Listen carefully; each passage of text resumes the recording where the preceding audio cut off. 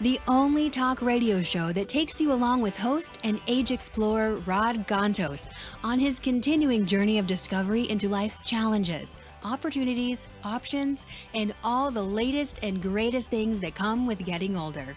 The Raad Life is brought to you this week by Your Home for a Lifetime, a company dedicated to empowering you to stay safely, independently, and comfortably in your own home. And now here is your host, Raad. Hey everybody, welcome to another episode of the Raad Life. It is Wednesday, April 28th, Wednesday, April 28th, 2021. Why am I sharing that with you guys? Well, next month, May of 2021, will be the last month that the Raad Life is going to be on the air.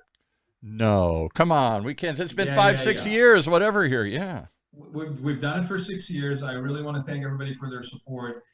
What started out as being a journey about aging, meaning that we talked about aging issues and elderly, and we started off with, Carrie Kasem and talking about how to combat elder abuse. We've had all kinds of people on. We've had authors. We've got an author and a fellow podcaster of his own renown on today, Rick Girard. Rick, you're there. I see you, but so welcome. And then really it turned into sort of this journey of my aging. Like as I'm getting older, and we all are, I'm sorry to break it to you, everybody's getting older. There were things that I was engaged in, things that was interesting to me. We've had, the toll road. There was a toll road coming into through San Clemente. I've had people running for office. We just recently had the incoming mayor of Costa Mesa, John Stevens, that was on. We've talked about cannabis. We've had companies that were startups. We've had chefs. We've had all kinds of people. And I'm really, really grateful for that journey. The journey has been an amazing one over 6 years. I've met all kinds of really interesting people, all in their own rights, contributing to the betterment of everybody around them, our community at large. And it just feels like this is a good place to be at. And after doing it for 6 years, I feel like it's time. It's time. I don't know what I will be doing next. I might be producing other people's shows. I'm in discussion with a couple of people under my Golden Seal Productions. In fact, I got one request today from a community college organization that wants to do a show and maybe possible syndication. So we are working on some stuff. I don't know that I'm going to do it right away. And I'll tell you, part of it, honestly, has been just coming out of COVID. I mean, we covered COVID, we covered all that stuff. And I think it's just time to recalibrate. And the show has been so amazing that the last thing I want to do is have it just not end on a high. Right. Now, That doesn't mean that the end is forever. But for the foreseeable future, I would say this, next month will be the last month of episodes of the Raad Life. And we might do maybe 2, we might do all 4. I'm not sure yet. But I also want to extend an invitation to everybody. And Rick, you are now, not that you wouldn't be invited anyway, but you're now basically on the list. Is anybody who's been a guest on the show, I will be trying to send out emails to everybody this coming week. I would like to extend an invitation to everybody who's been on the show. If you'd like to come by, May 12th, in the afternoon, I will post it once we have it set up. I'm going to have an event to celebrate 6 years of Raad Life, celebrate you guys actually for being guests and being part of my journey. A rap party, like they do at the end of a movie. It's a rap party. Yeah, exactly. It's a rap party, really. Yeah, Paul's old PR, comes out. But yeah, it's a rap party. So we're going to do that on May 12th at the Center Club, Orange County, which is right next to the Performing Arts Center. Look for an email from me. If you don't get one, please reach out to me. It's going to be nice. We'll have probably about 30. I'm sure we won't be able to get every single guest. We've been on the air almost every week for 6 years. So we'll have probably about 30, 40 people. It'll be a nice little gathering. I want to thank everybody in person. Paul, you're there. You're very instrumental in this. And with that being said, on with the show. So today, I feel like I've launched.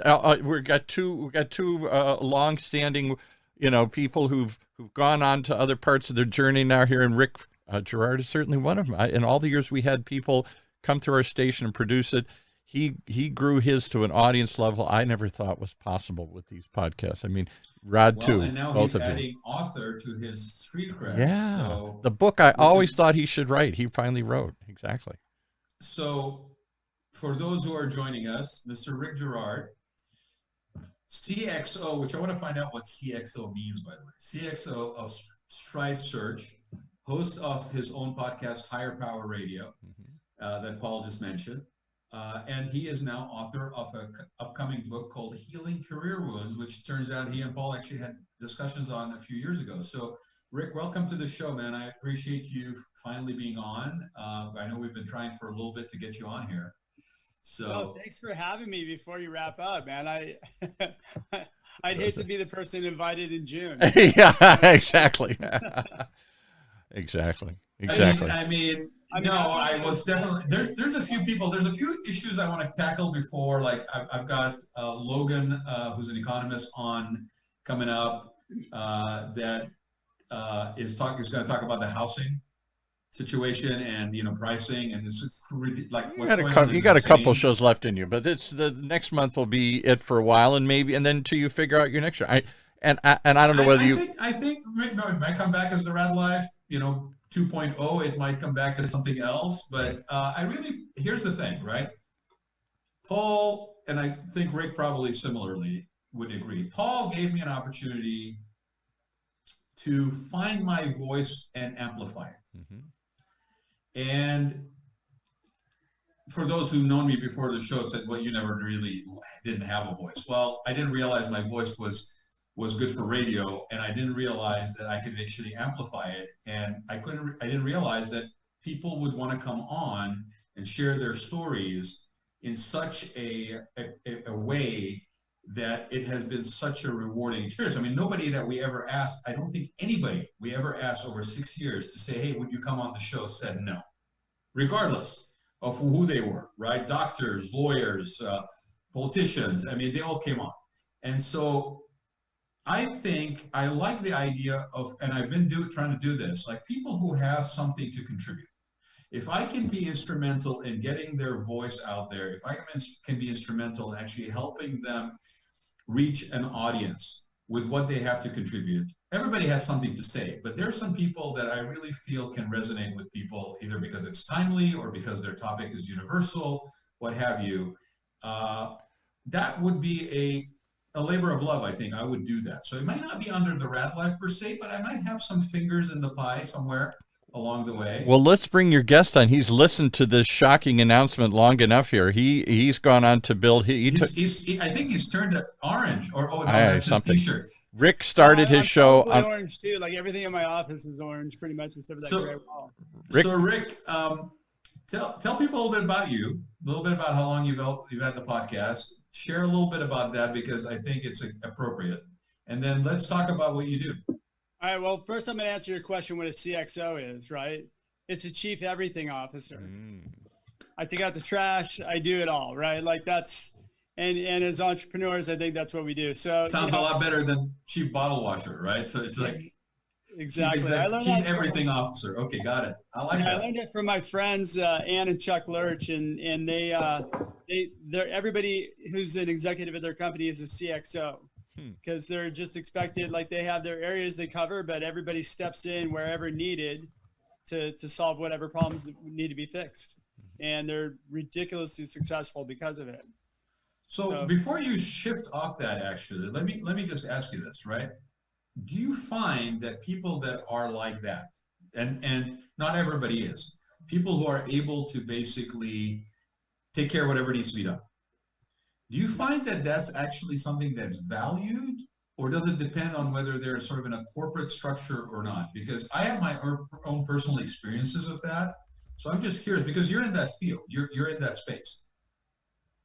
Yeah. Well, I mean, in the beginning of stages of a company, I mean, when you're small, probably under 20, you're going to have work that you delegate out, but you still have to be the one who's kind of overseeing it, taking ownership of it and driving it, right, as an executive. So I don't think you have a choice. You don't really have a choice until you get to a stage where you're just big enough and you have enough resources to delegate everything. So how has that, I mean, I would think that also that's cyclical, right? I mean, there are times when the economy is doing well and you've got multiple floors of people, and like, then you get hit with something like COVID, and all of a sudden you're scaling down, or you're putting out people remote, and that changes the dynamic in the company and the demands on people's skill set and how they apply. I'm sure that because of COVID the last year and how work shifted, that people's strength that maybe were not apparent appeared to companies, and in some cases maybe some deficiencies also appeared. What has been your experience being in this space given that last year dynamic? Well, one of the things I learned from, with my show, we bring on a lot of CEOs, and we talk about kind of hiring challenges. And of course, last year there was tons of them, right? Like there was a lot of people that weren't hiring, but there were a lot of industries that were actually thriving through the situation. So interesting thing that I've gathered was, when it first kind of came down, I've had a lot of CEOs tell me, and originally it was like they were freaking out, but then it became a bit of a blessing, because then they really looked at the efficiencies within their organization and were able to recognize that, maybe they had too many people here when there wasn't enough work to support it. And it really helped kind of get things back on track. It also made a big push for the gig economy and being able to have people work from home, which a lot of people love the flexibility of doing. So that forced work from home thing, played out pretty well for a lot of companies. There are companies that had a hard time. We had one of our clients, their revenue went from, I think there were upwards of, $200 million a year, and got cut down to like $30 million a year overnight. Like, they just lost all kinds of business because of it.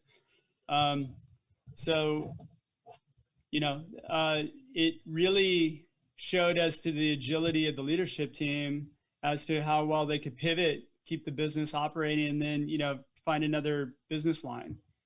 Do you think that, I've asked this question of restaurants. I've asked this question, actually, I most recently asked this question of John Stevens, mayor of Costa Mesa. And I said, there are certain things that have happened in COVID. In the case of the restaurants, the patios outside that basically used to take forever for them to be cleared through the city. And now it's like, whatever, just put out a patio, get your seats up. And then, the alcohol sales, for example, that would have been unheard of ever, that deliveries and pickup would include alcohol sales. I said, are you going to ever put that genie back in the bottle? And so my question to you is, given the hybrid nature of what happened last year, relevant to, remote working, relevant to not just the companies finding value in maybe streamlining that side of it, because it means I don't have to hold maybe as much real estate to house everybody, but also the employee side, where they're basically looking at quality of life and balance in a hybrid. Are you seeing that genie, quote unquote, will ever get back in the bottle again? Well, yeah, I mean, for some companies it has to. There are some organizations that stayed open through it, and people had to be on-prem and they had to be present. We're running into a situation. So our main business is we do executive search for some of our clients, and what we do is we find key talent for their organization. And one of the challenges we run into a little bit, but I don't think it's really a problem, is that we've had people that have just said, I've been working at home for a year now. Mm-hmm. I don't want to go into an office, which is good in a way, because now it puts us in a situation where, like, it kind of helps us to prioritize those people who are positioned correctly for the organization. Right. Myself, I've been coming to my office. I have my own office, and I get a lot more work done here than me working from home. So I can't work from home. I don't do well. I get distracted. I probably put on another 10 pounds watching, I don't know if Oprah's still on, but I'd be watching something in the middle of the day. Now, did you remote work prior to COVID or not? No, I've been in the office. We have a small organization, and everybody that I work with is pretty much remote. So But I operate better out of a. That's better for your personal work process. Give people the website, Rick, for the firm. So it's Stride, STRIDE, search, SEARCH.com.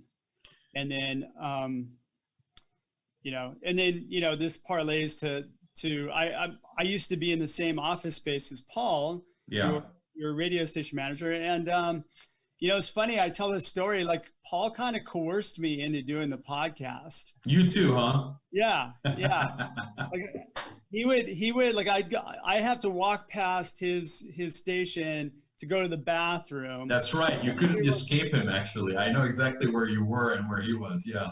Yeah. So I have to walk way around to get around it. But like I'd walk past him and sometimes he'd see me and be like, hey, you really got to do a radio show. And I refer to his pitch to me, which was I didn't even get out of the parking lot after I was a guest on somebody's show. That show went away like in 2 seconds. I refer to him as being an Irish salesman that basically he got me in the parking lot before I even left the parking lot of that building. So I'm glad that we have a brotherhood of similar experiences here, Rick. Totally. But how's it been? I mean, how's it been doing that show? I mean, when you were corralled by Paul to do the show. I know you probably said, okay, well, why not? Let's try this or whatever, right? Or what was the experience of doing the show? Because you've made a success out of it. Yeah, well, I kind of one of these people that if I do something, I got to go all in and I keep upping the bar. Status quo just doesn't work for me. I get bored. I don't know. I just got to keep pushing myself. I have this I call it a character defect, but it's probably my best strength. But I can't play video games anymore because you can't. I have to, when I start something, I have to finish it. And the problem is you can't finish a video game. They just go right. There's no end to them right now. Yeah, they just go forever now. So, which is what there's no beat the boss level anymore. It's exactly open ended, right? Exactly. And then we Paul gave me a really good start and a basis to go by. And then once I get involved into something, then it's like, okay, great. Well, I'm getting a couple hundred downloads. How do I get to 1,000? And great. I got 1,000. How to get to 10? And then now we're at a spot where we have a pretty significant audience, and it's been all based on kind of organic content growth and really streamlining our message and just kind of trying to up the level of production as much as we can. That's amazing. And how long have you been doing your show? Oh gosh, in June it'll be 4 years. So I'm a couple of years behind you. Yeah. It's been really nice to watch you do that with your show. It's been very inspirational. I think your subject matter and your focus is a big I never really leveraged my show with my business, which is commercial interior design, because for me it was more of a journey. It was more of about an open the door and meet people. I met a lot of people. It helped my personal brand. It helped my network of connections, and those indirectly basically lead to stuff that's maybe business related. But I think in your case, your area of expertise and your focus, it really dovetails really very nicely with this. So is the book sort of the next evolution of what, taking it to the next level? Yeah, so the book is an iteration of kind of the work that we've done, that we developed. And I found that, in the search business, I get hired to fill key roles within companies, and they're pretty important people, and they're spending a lot of money to do it. And what I realized quite a few years back was that the biggest problem with that is that the executives and the leaders that are already at the company don't know how to interview people. They don't know how to extract evidence out of the interview to support whether or not somebody should be hired or not. It really comes down to, did I like them? Do I like their background? Yeah. It's completely bias based, right? So the challenge that I always had is, you sit down with the team, you go, okay, let's talk about this candidate. I liked him. Well, why? I don't know. He just seemed like a good guy. He's got the background. I think he'll do great here. Well, that's great, but what evidence do we have to support that? Like, what did he give you? What's the meat here? You know, and it was not until I kind of really delved into some kind of more advanced training that I realized, hey, look, we got to fix this problem. This is a big problem. There's nothing out there to educate the leaders on how to effectively gather evidence to support whether or not to make a hire. And I was just going to ask you, Rick. Okay, so is that because of the way they came up? I mean, or is it just a human nature kind of a pre-existing bias that just happens to permeate into a work environment? So I had this conversation with a friend of mine who's a CIO a few weeks ago, and he was saying, I said, how many hours or how much time have you ever had in interview training? And he said, maybe about an hour my whole career. And this is like somebody who's, been running $100 million business units, like ridiculously, successful guy. And I said, well, how did you learn how to interview? He goes, you know what? I've been to interviews. I take questions that I like that other people ask me, and I just incorporate those into my interview. And so we learn by learning, but there's really you learn by doing, but that's not really by training or some sort of quantitative process. Yeah. Well, there's no process most of the time, and there's no reason for you to ask that question, right? So if you, what I found is if you tie your interview questions to your corporate values, now you got something to judge people by. Well, let me ask you this, because we're talking about interview process, and we're giving the impression that, people are evaluating people. What you're talking about is more of an in-person process that has to happen to draw some stuff out, because there's also the anonymity of whether it's via email or virtually or whatever. We all know the shortcomings of that and the benefits of that. But, we live in a world where I hear more that jobs are basically, that when a job is posted, you're inundated with resumes. Well, in some cases they are applicable, in some cases they are not. I mean, you're talking about, search that's at a higher caliber. So my question to you is, when does that in-person situation happen? Does it happen? Or is it basically only happening once you have weeded it down to one or two candidates? Because today's job application and trying to get a job is totally different from what it was 10 years ago. Well, it's also entirely broken. It doesn't really work, right? So, you got a lot of inherent problems in, I posted jobs on some job site, then I get 500 people sending me the resume. Probably only, 10 to 20 of them are viable, but the problem is that I've got to now sit down and filter through all these people. There's no mechanism in the job description put in place that would enable me to go, okay, well, these are my 10. Right. And then release those other, 300 people that are not even remotely close to being a fit. So you got that problem. Then you have the problem of now it's kind of screened by, the resume is a problem because resumes inherently lie. The most valuable content on a resume is the contact information and the white space. That's it. Everything else is buzzwords and bullshit. And the problem is that, a lot of them are designed or written by somebody else. So they're designed just to get past those automated filter systems. Right? Well, and in a certain way, I think you go through enough resumes that are written from that perspective, and it becomes almost like boilerplate repetitive. Yeah. It's the keywords that are in there. It's the sentence structure that's put together. Blah blah blah. I mean, all the classes and all the people selling both resume writing services, or here's what it should look like. Well, that doesn't give me the individual specifics on a person, right? So obviously better to basically go with somebody like your firm, which is basically a little bit more focused and not put yourself weeding through 500 resumes for no reason, what have you. So for people that are not familiar, You don't Go even ahead, Greg. necessarily hire a firm to do it either. It depends on the role. But the Well, challenge, right, exactly. what you want to do is you want to put structure in place where essentially you have a job description that's written really well, that attracts those people who are not necessarily looking. They're just kind of passively on the internet that night. They see your ad and then they respond. You got to close it out with them doing some sort of homework. So we put a call to action in the job description.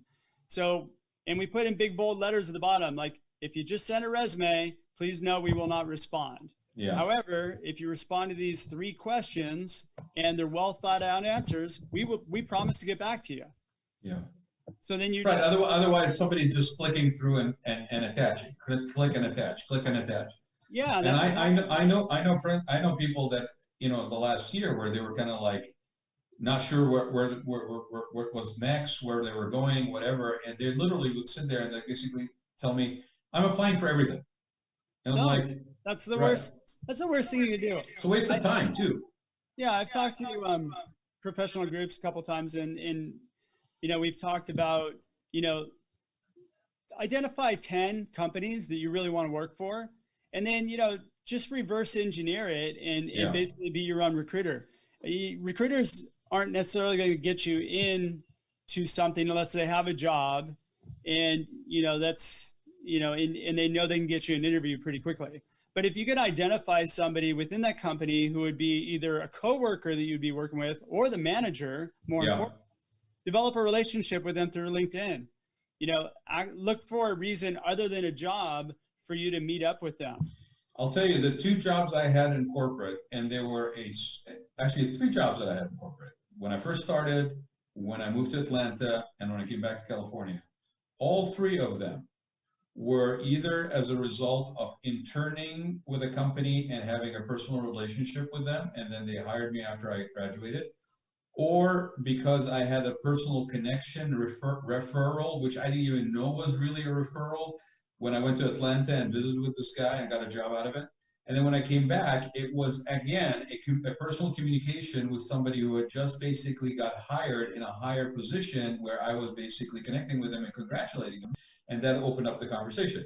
So I completely get it. I think this, I don't know where this idea of blind application came from, because there's not enough jobs. I mean, there's more people looking than there are jobs to fill relevant to those things. So I don't know. I mean, so let's talk about, but again, you know, your book title is very interesting, right? It's, you know, it's very interesting. So tell me about this. I mean, you didn't pick that randomly. Why that right here? Yeah, healing career wounds. I mean, are they self-inflicted wounds? Are they, you know, baggage we're carrying from working for other people? What? Tell me about the title. And then so there's, yeah, I mean, that's the punchline. The title is the punchline. If you want to find great people for your company, heal their career wounds, right? There's a lot of data that's out there from, I mean, it's been running years back from Gallup and various other surveys. 67%, I think in 2019, 67% of people were disengaged and disenchanted with their current job, right? So if you are one of those people, all you got to do to attract those people away from their current company into your organization is be able to connect the dots in their brain as to, look at my opportunity. I may not pay you more money, but here's what I do have for you. You said you want to do this. You said you want to do this, and you said you want to do that.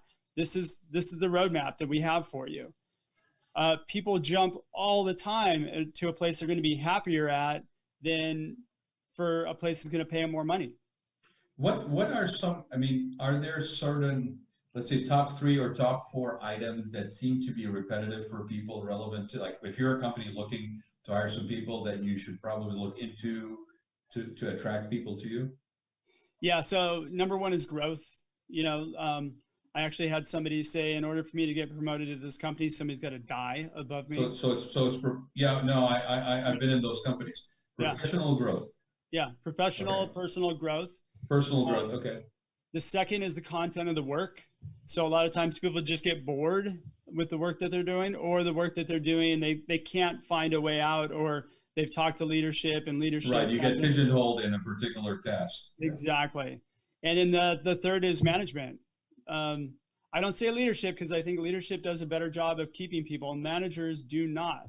Right. Managers don't, they just manage. They don't lead their people. Right. And so, you have a manager who's who's holding somebody back, or, or at least they feel they're being held back. Those are good kind of career wounds, right? The bad ones are, I'll always make a change for more money.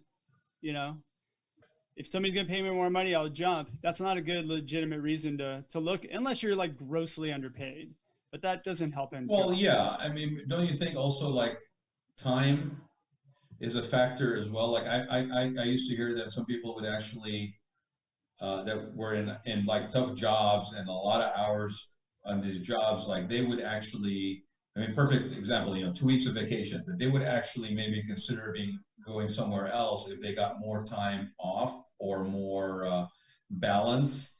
And to, again, comes full circle to kind of like what happens after we come out of COVID. Like, is there a different appreciation for balance of work, personal life? And it's not the money. Money is you're right. It's not instinctively you think it's the first thing, but it's not.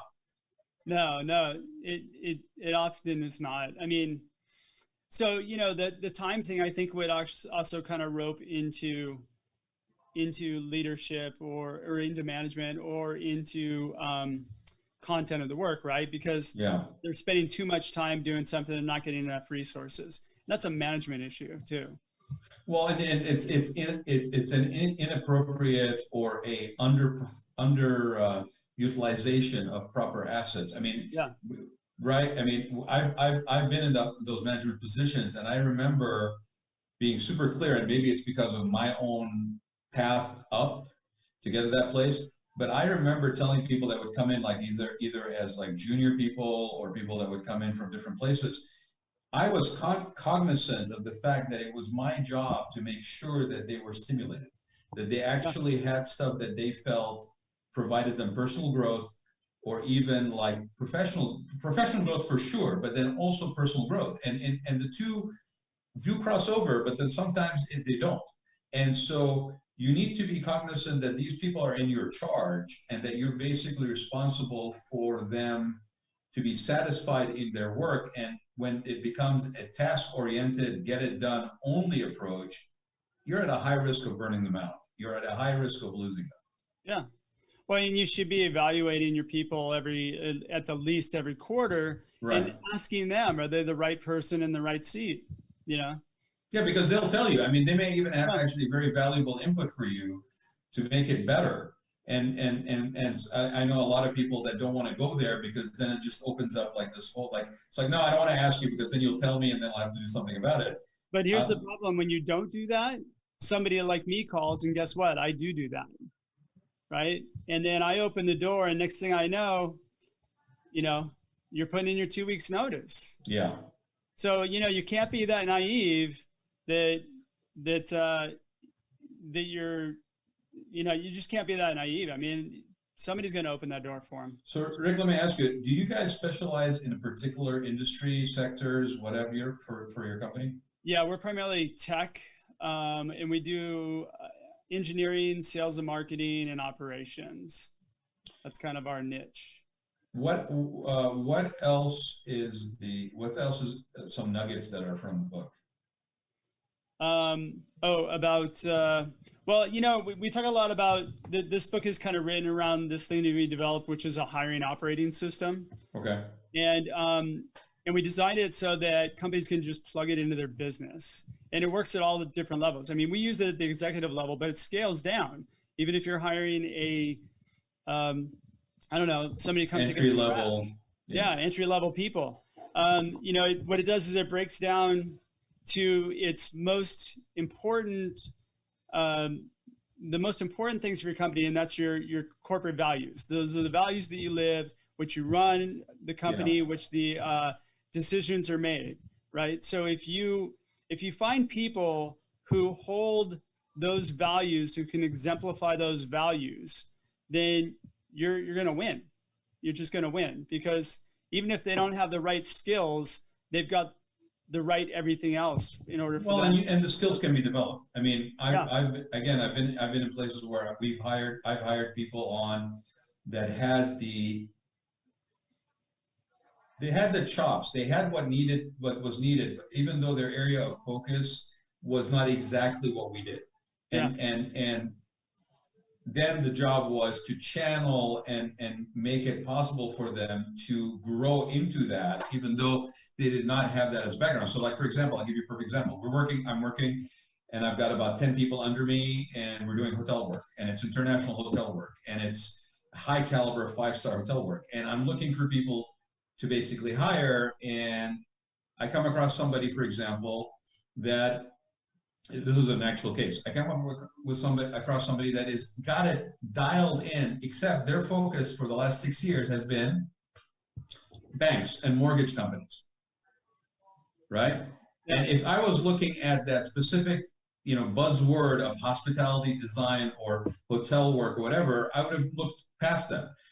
Because I saw the bones that this person had, the chops that this person had, what they were going to work on was secondary. And then all I had to do was provide not only them the opportunity to do that, but also give them the room to get there. Yeah. Which again, I think is a very important thing when you're talking about appropriate, proper management, which doesn't happen all the time, is you got to give the guidance, but then you also got to give the time for somebody to get there. Yeah, well, look, if you give somebody the opportunity to switch industries or move to a different domain, they're gonna excel in it, because there's that personal and professional growth too, right? Because now they're doing something where they're taking what they know, but they're building on that into something that's new. Yeah, and I've rarely seen a case where somebody comes in who's already done what you need them to do, and you just ask them to duplicate it. I've rarely seen a case where that's been successful. No. And, a lot of entrepreneurs think that they want that.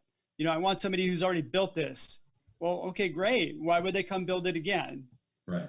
Like, so you're going to offer them less money, maybe some equity. And like, I don't get it. Like, what's in it for them? Like, why would they? And like, I'll go back to that exact point that I was just mentioning, because it just occurred to me, a lot of people, we're all driven by needing to accomplish things on everybody's on a timeline. There's a timeline, you got clients, you got deliverables, you got things that have to be delivered in a certain time, and you got people that you're depending on to do the job, right? And so you end up in a situation where you're now basically driven by what needs to be done and get it done quickly, but you're also not being fair to that person. Like, you really need to cultivate your people. I guess this is really, it's almost cliche to say, but you gotta cultivate your people. You gotta you're only as good as your resources. Yeah, 100%. I heard a CEO talking a little while ago, and he said, my job as the CEO has shifted from what it normally is to my main responsibility is to be the purveyor of culture. Like, it's my job to lead culture. Yeah. We talk about management leadership, right? That's definitely part of the leadership. And then to re-emphasize it to the point where it's just very clear for people and they pick up on it so instinctively that it actually acts as an underlayment to why they are there, why they're doing what they're doing, sort of a pride of place almost. Yeah.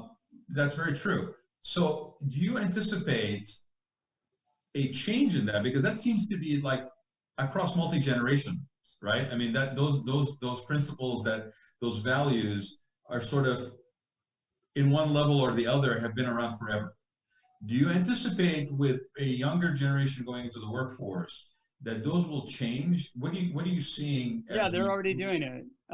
So I've looked at some data where Gen Z, the newest Gen Z, yeah. So Gen Z has been, they're very cause driven.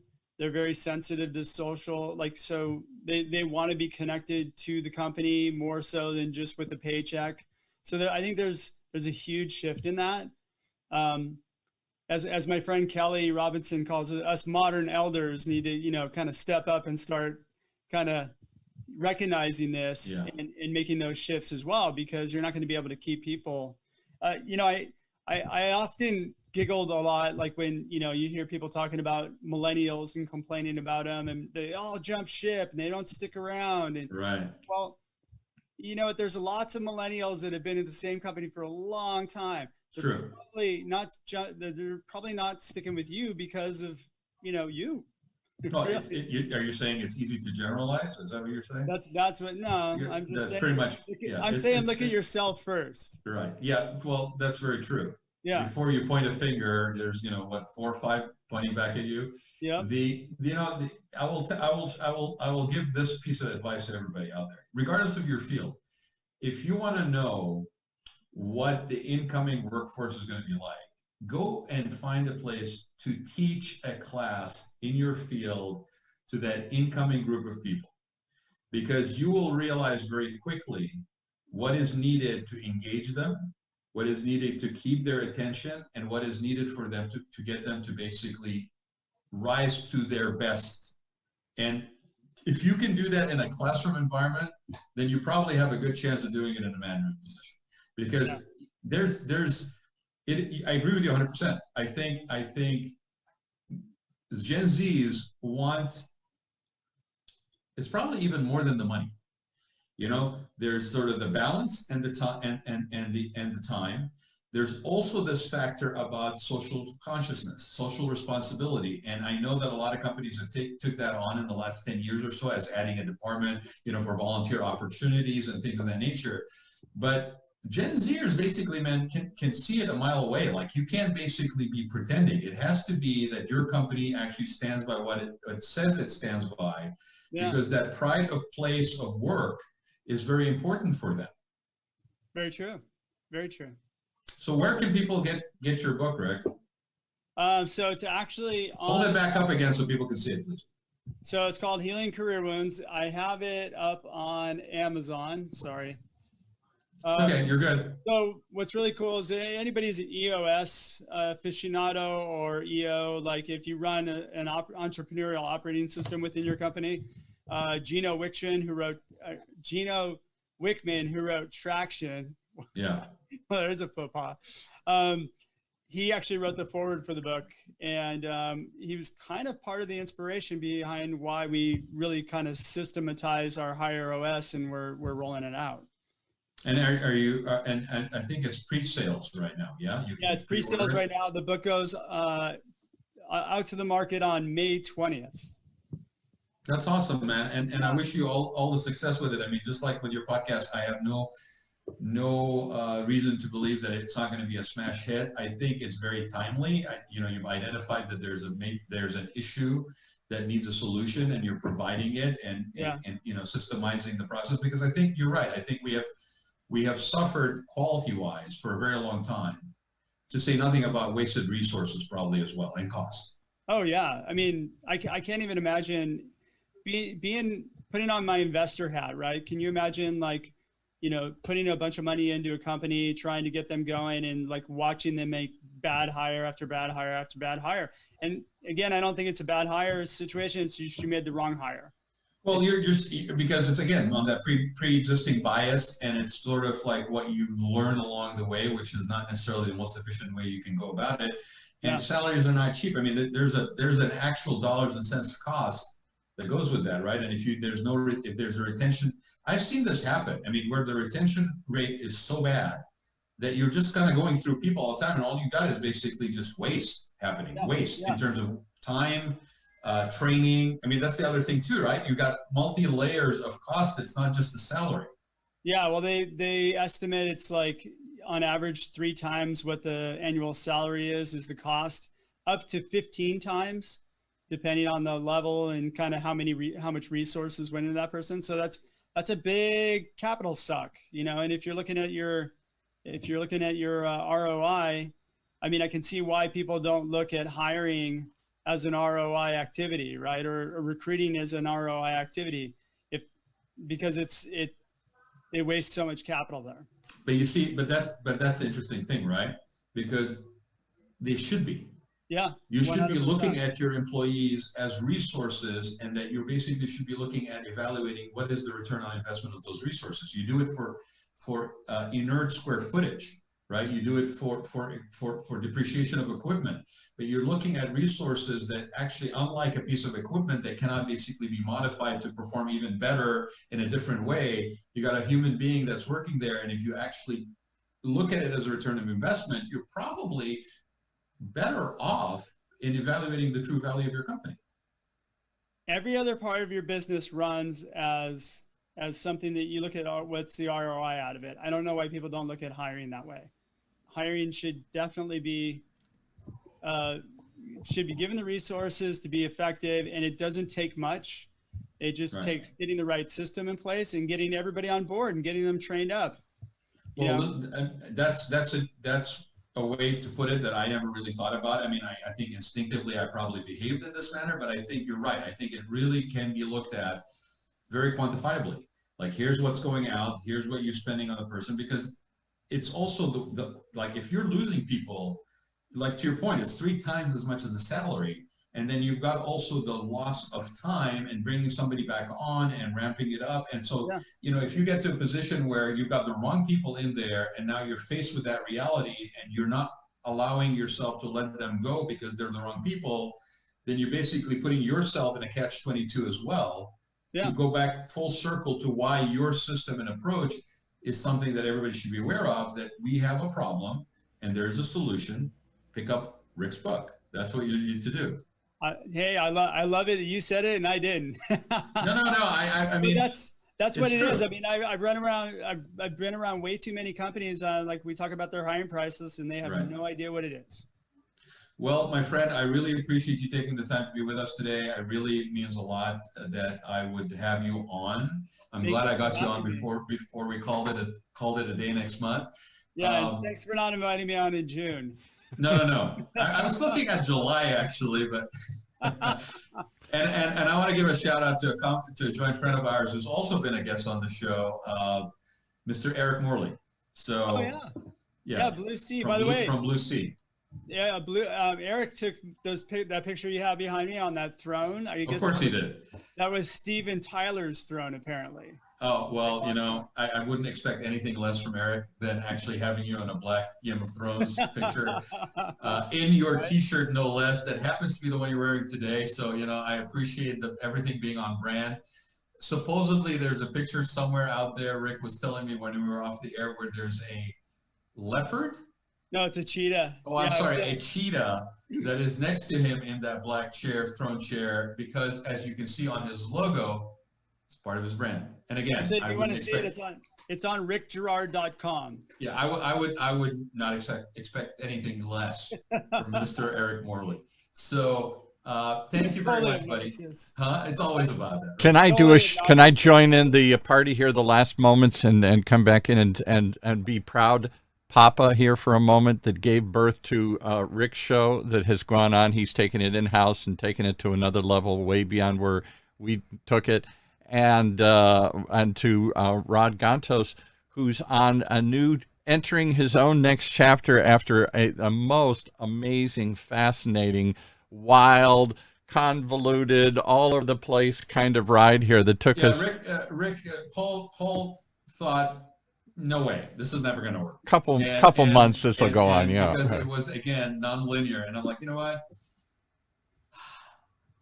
This is probably as linear as I get. Right? I mean, that I'm doing it every week, because truthfully, it's time to go back to my true nature, which is very unconventional. And it's not unconventional just for the sake of challenging. It's just unconventional. I've always been unconventional. And I fell into a little bit of a sort of a routine, and it's time to go find out what the next adventure is. So find your inner Gary V.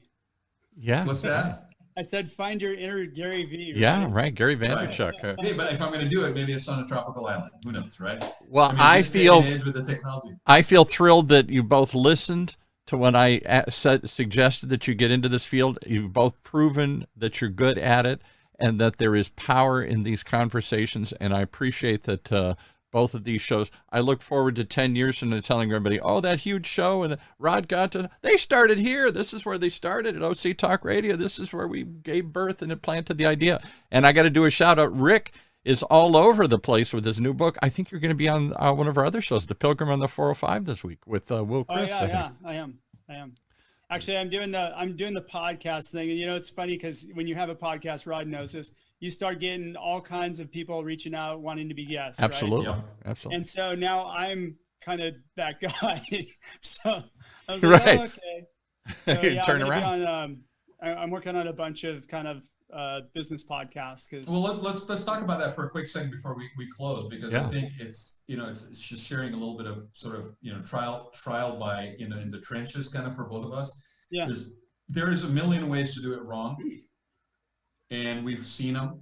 Oh, yeah. And not every show is the same. You can't just apply a universal formula to it. You got to really dial it in, customize it with the host who's going to be there. What is the format? There's multiple ways. There's guest interview format. There's a educational format. There's many formats. How often you do it, where you put it, when do you actually even upload it? All of these things are factors that I think everybody's interested in getting in front of a mic. But if there's any piece of advice I will share is make sure you talk to somebody like myself or like Rick or Paul and get some insight, because the last thing you want to do is be excited about something and start doing it and then find yourself within a month or two where you basically just wore yourself out just because you didn't tackle it. It's the sustainability issue that you guys have both gotten past, and it's what I talk about all the time. I can give you 100 good reasons to do a podcast. I can only give you one bad.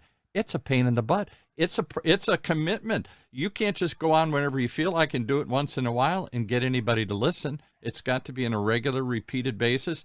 And unlike when I was in real radio 100 million years ago, when the show's over, the work begins. Look at what Rick Girard did. I was talking to somebody the other day. I mean, the amount of effort he puts into promoting and pushing it after that he gets the guest. Both of you. I'm gonna give big props to my producer Andrea, because she's pretty much single-handedly hockey sticked the thing. Yeah. Look, I would say the best thing you could do is find your format, something that works well with you, and niche down. Niche down. Don't try and build a huge, audience of 1 million people. Just try to get everybody who is your target avatar to listen to your show. Right. And that's it. Well, and to be honest, this format is, it gets syndicated. You get a wide audience. I've had people that I know for a lot of my life, 30 years plus. I've been listening to this thing from Jordan, from Switzerland, from wherever. So you'll be pleasantly surprised sometimes who's listening to your stuff, right?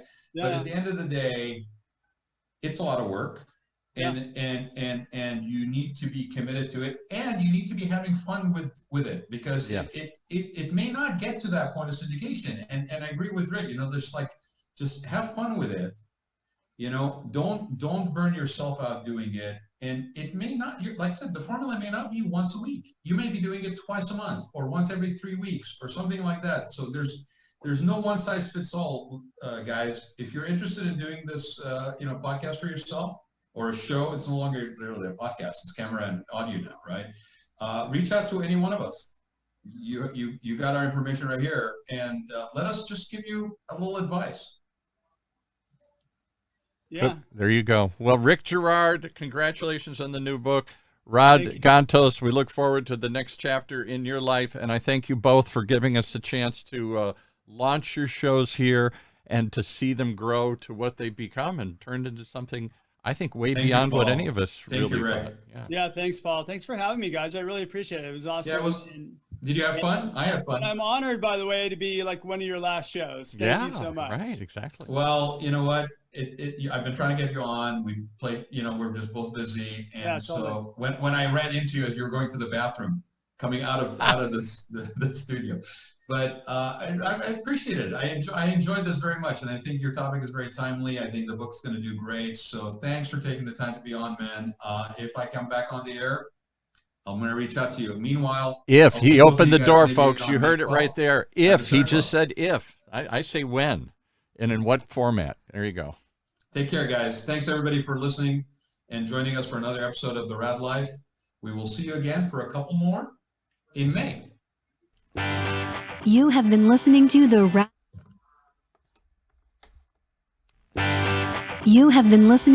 Raad Life radio show with your host and age explorer, Raad Gantos, brought to you on the one and only